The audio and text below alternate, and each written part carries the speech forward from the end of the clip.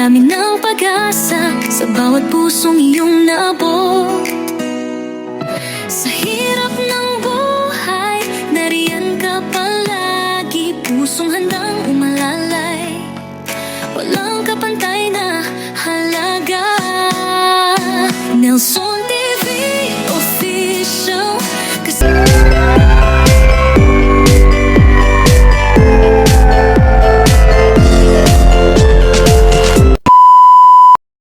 Good morning. Day 3 po tayo. Pagpapatuloy sa ating paggawa ng kisame. Ayan. Halos yung sa labas, yung sa may sala po, punta ng kusina. Halos meron na po na kabitan na ng hardiplex. Ayan, hanggang kusina. At dito halos natakpan na rin yung ating sa may PVC.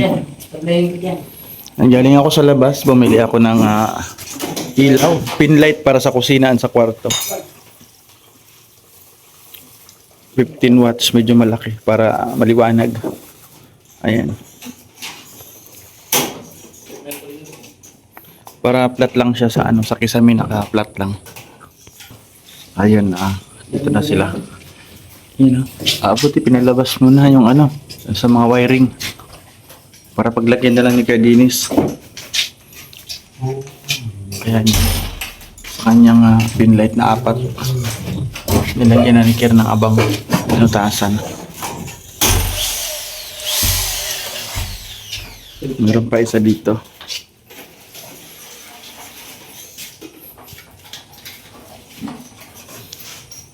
Tapos dito natin ilalagay yung sa pin light.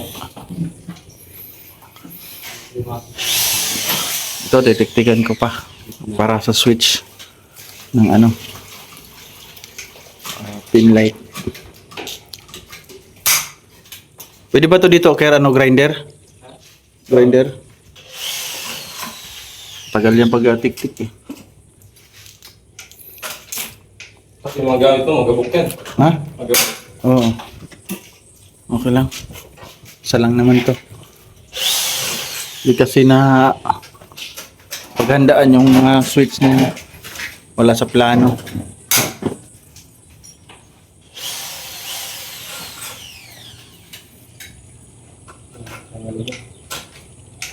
Madark siya. So ayun, yung po ang ganap ng day 3 natin ngayon. Halos mabuo na po yung dito sa kusina. May kisame na din. Ayan. Ayan. Dito na lang konti kasi tatakpan pa yan. Ayan. At dito.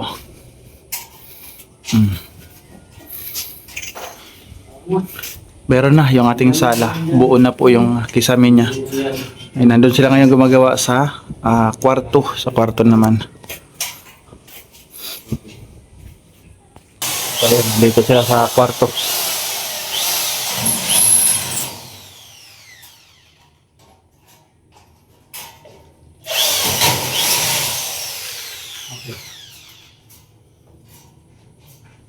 Ganyan mo na ano. Nilagyan mo kayo yung butas na tumulo pa. Ang simaho, tapos nalit ko na ganyan. Ganyan ako sinali, kaya ito ko labaw. Ginamay ko na iba. Doon ako akit doon. Marami pa ako mga... May natira pa, wala na. Dahil pa? Doon na. Akitin ko rin yun. Marami pa ako mga papahiran. Gilid-gilid.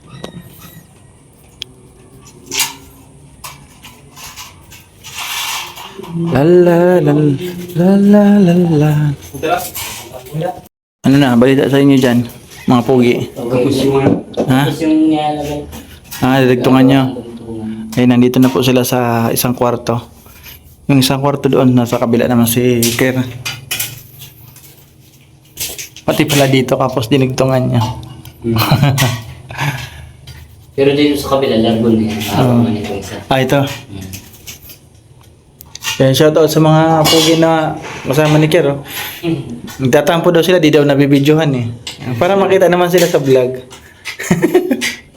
Para hindi na kayo magtampo eh. Naka-live pala siya Naka-live sa Facebook Sana all naka-live sa Facebook. Kaya yung mga bayaw yan ni Kier. Sinama niya, dalawa. Dito naman si Kier sa kabila. Ayan, Ayan, dito siya. Dito kaiba yung design ng ating ilaw. Ayan.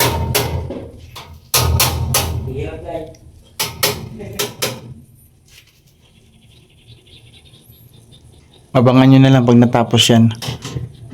Kasi mayroon din yan, parang sa labas, parang may cove light. May cove light yan, di ba? Yung dulo-dulo. Oh. Kasi ayun na yung kanyang wiring, nakaabang na ako. Naalala ang usapan na ba? Oo, ito lang.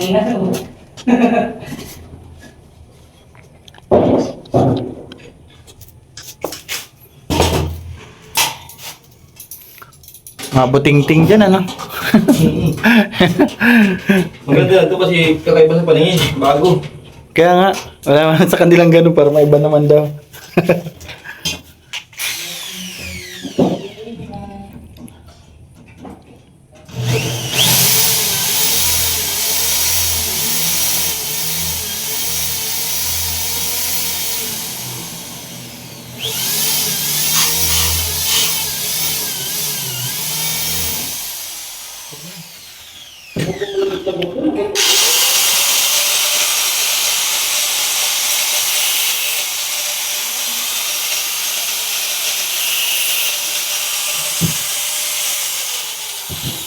Yun at yung dito sa labas sa may sala hanggang CR ay natapos na nila.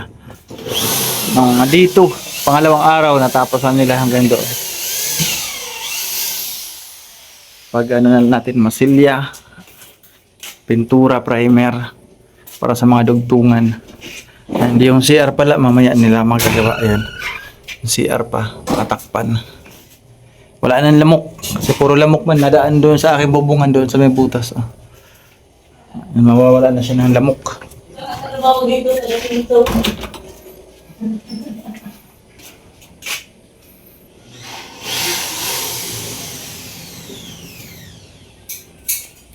Mabusisi talaga yun. Ano, Kira, no? Kanina mo pa yung ginagawa eh. So, kung dito lang, kalit-lit lang. Oo, kalit lang, oh, pero mabusisi. Kanina pa niya yung ginagawa. Ang daming tapal. Ang dami na yung slide. Abangan nyo kung ano yung kalalabasan yan. Exciting part kasi pag nailawan.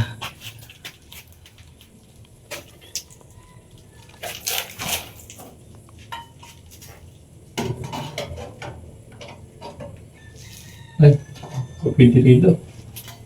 Asot mo lang ilaw. Masot ng ilaw. Ay, dito naman yung ilaw sa labas, di ba? Nakasabit dyan yan, oh. Hindi mo nadukot. Madudukot tong ano. Ang meron mo na. Yeah. Ay. Hindi, pwede mo na ito ilabas. Yung pag ganun, para di ka na, pwede mo na matakpan. Tatakpan mo na ba? Tapos butasan na lang dito, yung gitna. Suot na. Para kabit na lang yung ano, wire. Ay, matapos na rin sa braving. Mabilis mo na yan pag tapal-tapal. Pag nagtapal ano, abangan nyo yung aking master's bedroom. May ilaw. Nakaiba. At andito yung dalawa. Uy, parang tapos na. Tapos na yung gilid dito. Ayan, tinakpan na. Nandito na lang. May tinapay dyan, may palaman. Ayun, nagdagdag ako ng isang tiles. Nagpabili ako kay Robin ng tiles. Kinulang ako ng isang peraso para sa CR at yung sa isang kwarto. Sa isang kwarto meron pa ito. Karugtong pwede pa ito.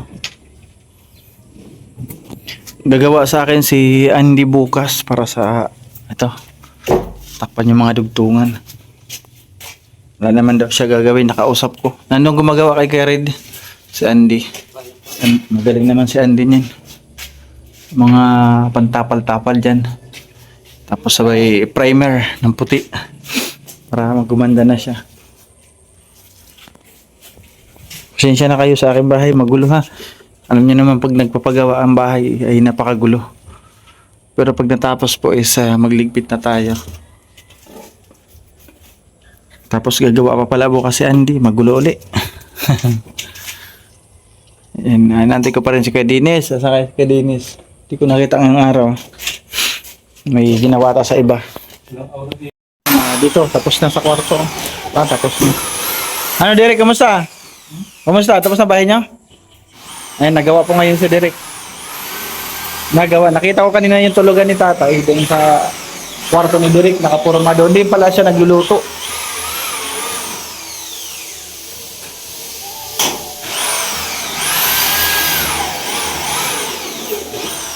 Tapos na yung sa kwarto.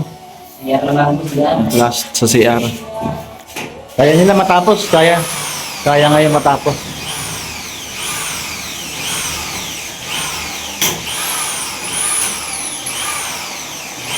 Ayan, ito yung pangalawang kwarto. Ginawa ko lang, is plain lang siya. Wala siyang design. Ito yung pinaka guest room ko.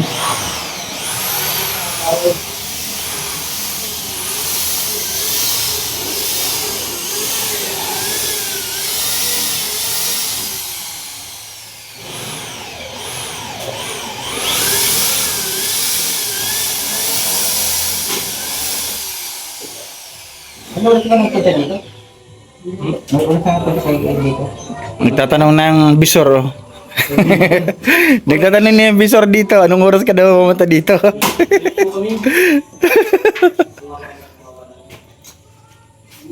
Tatanong na si bisor Derek, ah. Bakit Derek, late ba?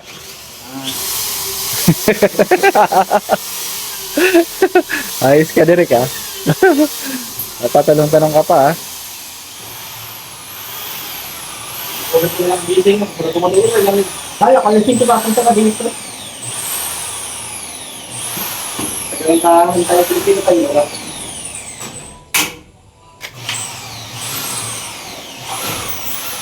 Ayan, ang design ng ating kwarto. Ano? Last nila gagawin ito sa CR. Wala pa. Pag natakpan yan, wala nang lamok. Goodbye lamok. Kasi malamok dito. Napasok doon. Gulo.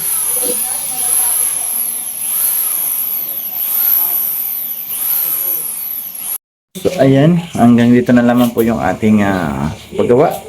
Sinabay ko na po ito ang day 3 hanggang day 4. Kasi yung paggawa nila, although same lang naman, yung dalawang kwarto at yung dulo ng kusina nila yung ito, yung ating kwarto. Daming doon, nangyari dito, dami. Dumi yung lumilipad. Ayan na yan. Tapos na po yung yung kwarto. Yung ating kisame naman sa may sala hanggang po sa kusina is tapos na rin po yan.